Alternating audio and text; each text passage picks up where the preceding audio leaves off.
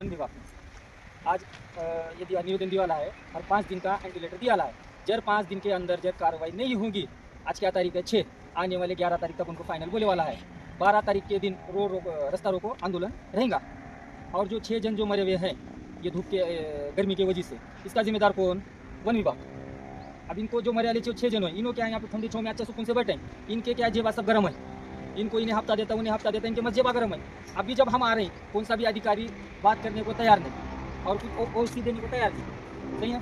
आप जरूर नजर 11 तारीख तक जब कुछ उनका कुछ सवाल आया, जवाब नहीं आया, 12 तारीख को धरना आंदोलन यहाँ पे रोड पे रहेगा। लातूरमध्ये वृक्षतोड जर नाही थांबल्यास आपण पुढलं पाऊल काय उचलणार आहात? पुढलं पाऊल डायरेक्ट मंत्रालय जिल्हा परिषद मध्ये जाएंगे, जिल्हा परिषद के बाद डायरेक्ट मंत्रालय तक जाएंगे। आपल्यासोबत आहेत व्यंकट वाघरवळे सर. व्यंकट वाघरवळे साहेब, आपण वृक्षतोड अवैधरित्याने चालू आहे लातूर जिल्ह्यामध्ये. त्याच्या संदर्भात आज शहीद अहमद खान पठाण यांच्या कृती समितीच्या वतीने निवेदन दिलेलं आहे. आज आपण सगळ्यांना म्हणून तुम्ही वन परिक्षेत्र कार्यालय पेठ लातूर येथे, तर आपलं पुढील दिशा आणि काय ठरवणार? मला एकच म्हणायचं पहिलं की आजपर्यंत लातूर जिल्ह्यामध्ये किंवा मराठवाड्यामध्ये 45 डिग्रीपर्यंतचं तापमान कधी गेलं नव्हतं. आणि हे तापमान 45 डिग्रीपर्यंत जे आहे, हे तापमान जाण्याला कारणीभूत जर असेल तर वन विभाग आणि वन विभागाचे कर्मचारी आहेत. त्याचं मुख्य कारण सांगतो, जिल्ह्यामध्ये जवळपास 7-8 उष्माघाताचे बळी गेले.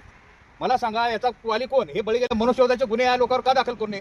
नाही, महत्त्वाचा विषय म्हणजे कसं माहिती का, जळावं लाकूड तोडावं का तोडावं, पण हे लोक चिंच आंबा फळाचे झाडं तोडतात आणि 150 ते 200 गाड्या आज मार्केटला येतात, लाकडी मार्केटला येतात. हे कुठून येतात? एक झाड तोडण्यासाठी 15 दिवसाचा परवाना, 15 ते 20 दिवस लागतात परवाना घ्यायला. 200 लाकडं, 200 वृक्ष तोडतात.